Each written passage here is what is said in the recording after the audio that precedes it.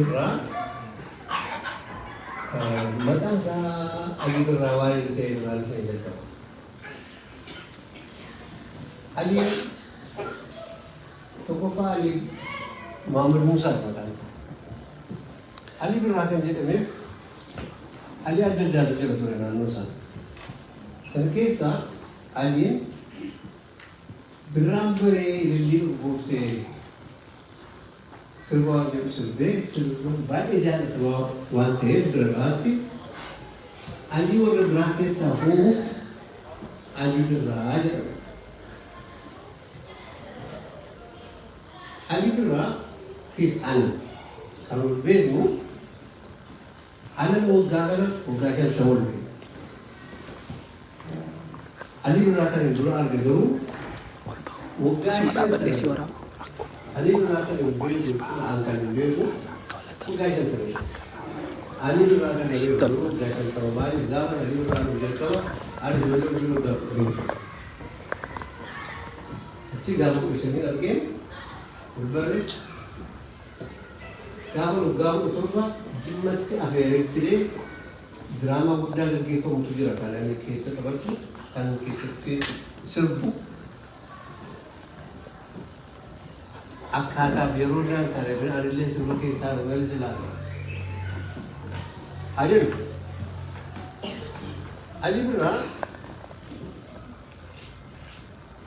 yeroo guutuu umrii isaa guutuu kan inni dhaabateef jagnummaadhaan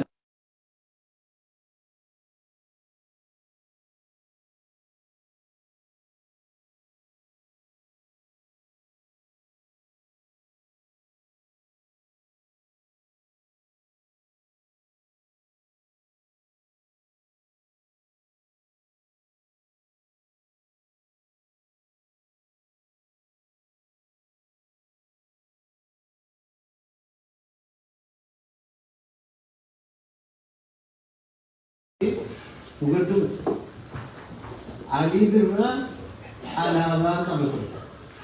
Alaabaa qaba.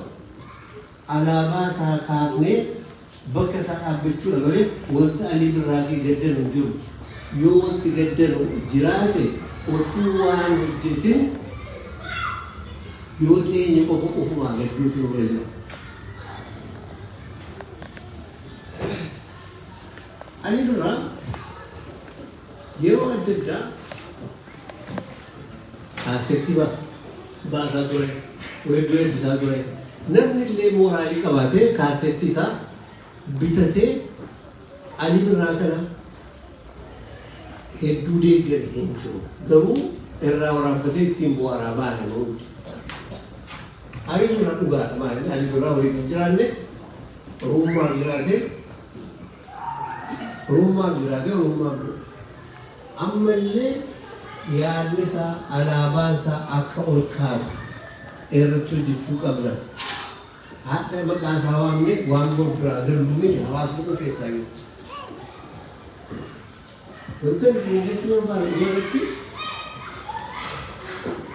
nama waggaa shantama beeku tokko dhiyootti nama beeku tokko of biraa dhabuun dhuguma hamma natti dhagaama beeka garuu hin gaddu. Isa waliin haasofnee Ali wajjin gaafa inni mataa isaa opereeshinii ta'e Dubaayii ture waliin haasofnee akkam gadde sun waan isaa walii galee keessa deemu. Ammas kan jiru Oromummaan akka lalistuuf Oromummaan akka jiraattuuf ammallee kana isin jiru isinuu na wajjin mi'a tokko Oromummaan haa jiraatu jedha. Oromummaan haa jiraatu. Oromummaan haa jiraatu. Kan ulfaata.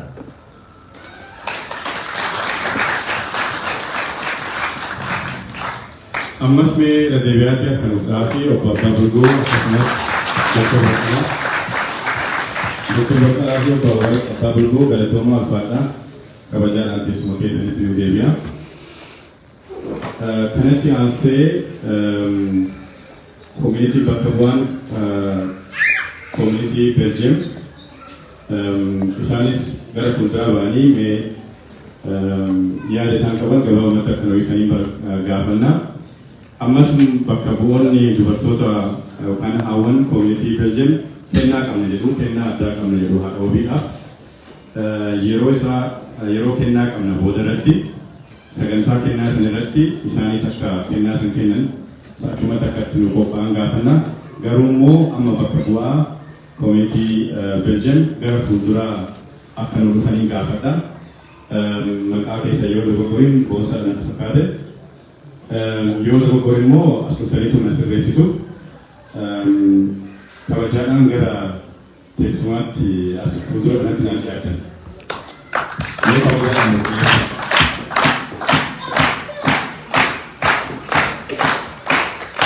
maqaa isaanii dogoggoroo mallee kolfaa jiru. Amma akka isaaniif dabarsu. Bolsa makan ko bolsa berarti gammachiisa jedhama leenjii birraa dhufne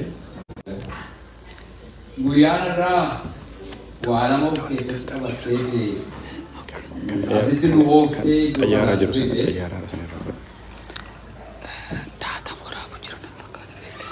ilaalta yookaan otoo caceen jiraate amma gamanaa keenyee jirtu jennee ol kaanee jaalala guddaatii fi har'a dootee keenyee bakka sana yaadna. Waa lama dubbadhee asirraa bu'aa baay'ee haa ta'uun barbaadu. waraabuu danda'a.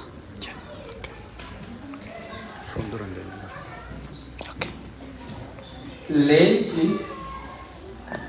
Leenca du'e irra jedhan saree lubbuun jettu caalaa jedhan. Leenci gaafa lubbuun jiraatu hundumtuu sodaachisee hundumaa haree jiraata. Eega darbee har'a waa tokko isinitti himaa yaa saba koo isintu lubbuun jira. Waan haceen irratti wareegame isin bakkaan ga'a. Isintu lubbuun jira. Warri lubbuun jiru yoo jiraattan hafuura baafattu. Yoo Rabbi hafuura isinii kenne hafuura baafattu. Jireenya alii birraan ittiin dabarse kaayyoo karoora isaan ittiin dabarsan kaayyoo hacaaluun ittiin dabarse kana laphee keessan keessatti hidhaa guddaatii hidhadhaatii fuulduratti adeema. Kan hundumaa dura yeroo waa'ee koo ittiin xumuru haadha wabii bagana gaantu hojiin keessan fiixaan waaqayyo fiixaan isinii babaasu. Hawwiin keessan waaqayyo fiixaan isinii babaasu. Nuti immoo akka komunitii Beljeemii bakka isin nu waamtanitti achi jira. Bakka karoora isin ofii qabnu isiniin beeksisuu irratti Oromoon gara fuulduraatti malee gara duubaatti akka hin deemne. Gommaa cabaadhaan gara duubaatti akka hin deemne gara fuulduraatti malee akka hin deemne. Yeroo hundumaa nutti himachuu dandeessu. Nuti isinii wajjiniin jirra fuulduratti deemna fuulduratti hin deeminu. Gammachuudhaan asii ba'aa gaddaan deemina bu'aan deemina fuulduratti deemna. Kana booda fuulduratti deemu qofatu nu baasa. Fuulduratti deemuun immoo murannoo gaafata. Murannoon immoo tooftaa gaafata. Tooftaan immoo namoota fuuldura qabnu kana dhaggeeffataa gaaffii yoo qabaate gaafataa fuulduratti akka deemnu isiniin jedha. Galatoomaa isinii wajjin dhaabanna. Ammas akka nu dogoggorre daddabeetiin maqaa isaanii kaasa. Obbo Gammachiis galatoomaa ulfaadhaa kabajaadhaan teessuma keessatti nu deebi'a.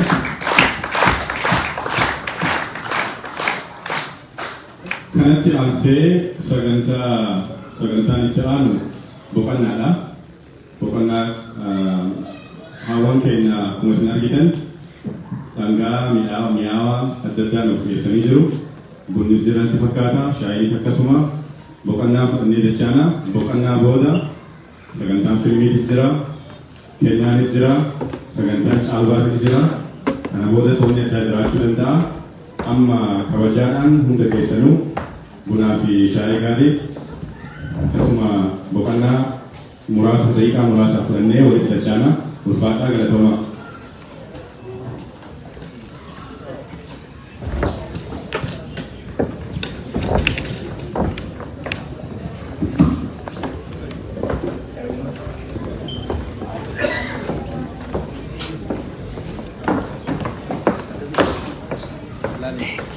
You're welcome. Galatoomi. Oh.